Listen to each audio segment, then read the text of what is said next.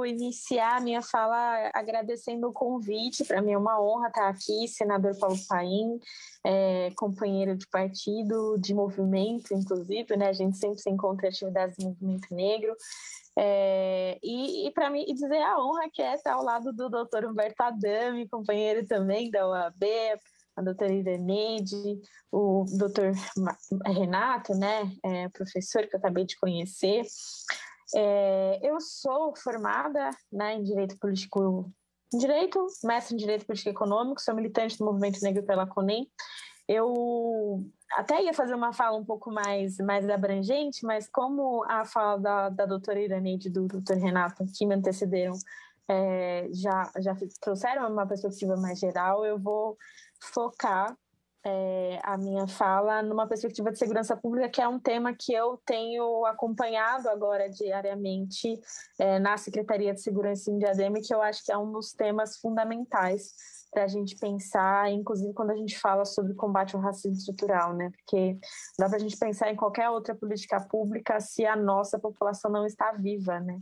Então, pensar a construção do combate ao genocídio da população negra inclusive, pensar como a gente constrói uma política pública de segurança que não seja baseado na morte da nossa população, né? Então, alguns pontos que já foram trazidos aqui, né? Essa questão sobre o racismo estrutural, ele se reproduzir em todas as nossas relações sociais e institucionais, né, da forma como ele se relaciona com a política, com o direito, com a ideologia, com a economia, e a partir disso, essas violências que a população negra sofre diariamente são violências que são, inclusive, naturalizadas, são chanceladas por ações e por omissões do Estado, né? Por isso que fazer uma discussão sobre esse tema no Senado Federal é fundamental, porque o Senado, como parte do poder legislativo do nosso país, ele tem um papel importante na construção do combate, né, a essas estruturas.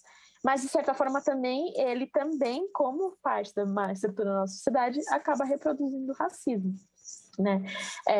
Seja pela ausência, né, na totalidade da população negra nesses espaços ainda, a gente sabe quanto são poucos ainda senadores negro no nosso parlamento, mas também ele acaba sendo naturalizado, né, em alguns que são com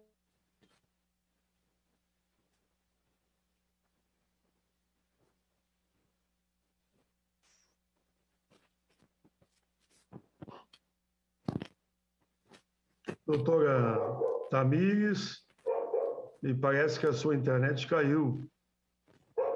Se a internet dela não voltar, vamos lá de novo. Doutora Tamires?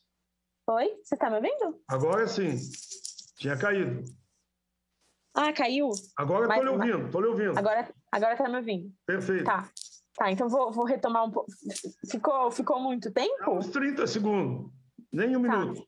Nem um minuto. Não, então perfeito. Eu vou só retomar um ponto que eu estava comentando sobre como a gente acompanhou agora, durante esse ano, um ano de pandemia, a CPI da Covid, e o quanto que a pandemia, de certa forma, inclusive, ela atingiu majoritariamente a população negra, né, e os povos indígenas, a população quilombola, por serem, inclusive, parte de uma parcela da população que está em uma situação de vulnerabilidade, por estar em uma situação de vulnerabilidade social, não tem condição, né, de se proteger nesse processo, com ausência, né, de políticas públicas mais assertivas do governo federal. Mas falando sobre segurança pública, né, que é o que eu comentei, que eu acho que é um ponto fundamental, né? A gente vive num país em que segurança pública está aliada à manutenção da ordem social, né, em especial. E manutenção da ordem em um país, né, em que a nossa estrutura social ela é racista, em que as violências contra a população negra são chanceladas, né, por ações e por omissões do Estado, de certa forma acaba sendo a relação da segurança pública com a manutenção dessas violências. Inclusive, a utilização do sistema de segurança pública, dos agentes de segurança pública, para efetuar a ação dessas violências que a população negra sofre. Então, é fundamental a gente tentar construir uma noção de segurança pública baseado na garantia de direitos, né? E não na manutenção da ordem. A segurança pública precisa estar atrelada à garantia do combate à desigualdade social, da garantia do acesso à educação da população, a garantia do espaço de cultura e lazer, né? A garantia de pleno emprego, porque é combatendo as desigualdades sociais, é garantindo acesso aos direitos, ou seja, garantindo acesso à cidadania plena, que de fato a gente consegue construir uma sociedade segura, né, para todos e todas.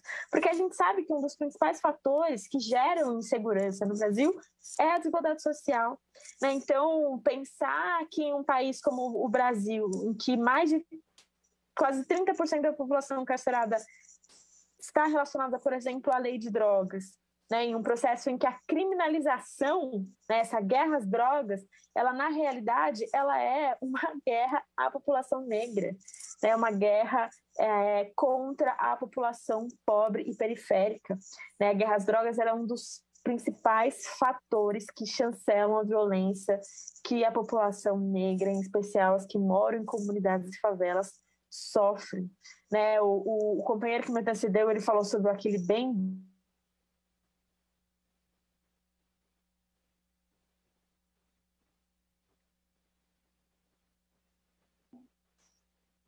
Oi?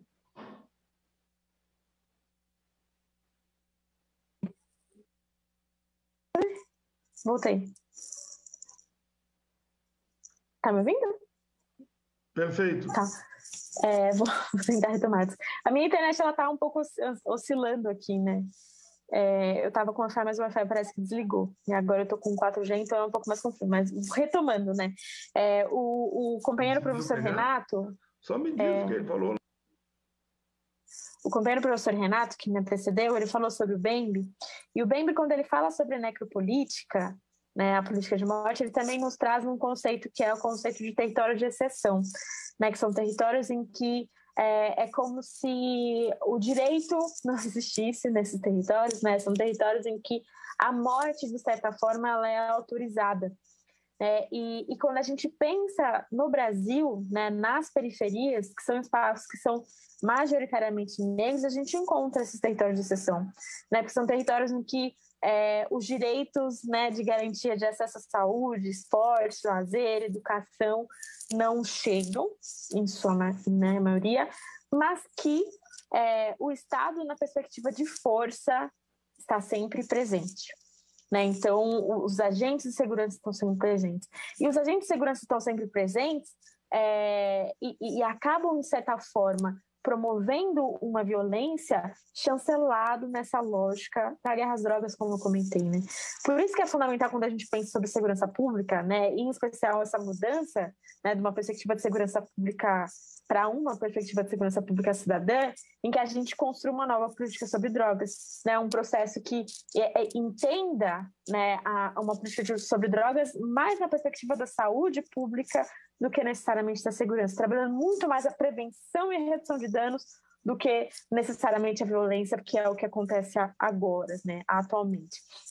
Então, senadores, né, aqui presentes na cidade, companheiras e companheiros, a gente precisa entender que quando a gente constrói uma política de combate ao racismo estrutural, né, essa política de combate ela precisa estar aliada a uma construção que envolva uma série de ações do Estado brasileiro, né, que envolvam ações que envolvam a educação, e no ano que vem a gente tem um ponto fundamental em relação à educação, que é os 10 anos da lei de cotas, né, o Congresso vai fazer uma discussão, uma avaliação sobre a transformação que aconteceu durante esses 10 anos. Eu, inclusive, sou fruto da lei de cotas. Hoje, se eu sou advogada, se eu sou mestra em Direito Político e Econômico, é graças a essa legislação, porque eu fui estudante pelo ProUni, no Mackenzie, mas era estudante cotista, né, do ProUni.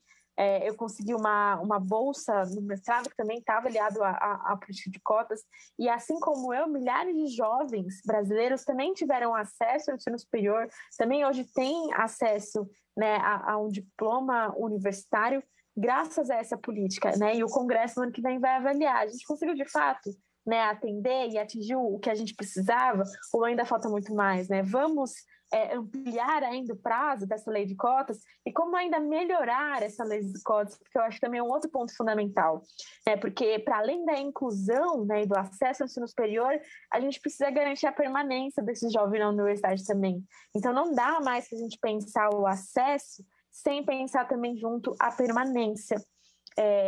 Não dá para a gente pensar como a gente consegue garantir, né, que essa população acesse o ensino superior, sem também pensar como a gente inclui essa população no mercado de trabalho. Né? E aí eu estou levantando esses pontos, tanto no que se refere à segurança, quanto agora no que se refere à questão da educação, porque a política pública de combate ao racismo ela precisa necessariamente ser intersetorial, né? Ela precisa ser interseccional, né? Ela precisa ser pensada em uma série de ações, em uma série de setores, inclusive, não só do poder legislativo, mas também do poder executivo e do poder judiciário, né, que são bases, né, da nossa república, de certa forma, e que são bases que, de alguma forma, acabam reproduzindo o racismo, acabam naturalizando essas violências também. Então, para que a gente combata o racismo, para que a gente combata essa naturalização dessas violências que a população negra sofre, dessas desigualdades que são sistêmicas, né? Porque o racismo ele é uma tecnologia de poder, né? Ele se reproduz, inclusive, como essa tecnologia de poder, para a gente conseguir todos esses níveis em que ele é representado, e não pensar uma política isolada por si só, porque não vai ser uma política isolada que vai garantir de fato, né, que a gente consiga combater isso, mas um conjunto de ações que a gente vai construir em torno disso. E aí, 15 segundos. Envolve repensar essa perspectiva de segurança cidadã, envolve repensar políticas outras de educação, e eu acho que agora, com o ano que vem, a gente faz exames da lei de cotas, esse é um ponto que vai ser fundamental para a gente discutir. Já deu o meu tempo, então quero mais agradecer, a gente vai continuar o debate, ansiosa para ouvir o companheiro Dr. Humberto. Obrigada, senador. Prazer estar aqui. Muito bem, muito bem.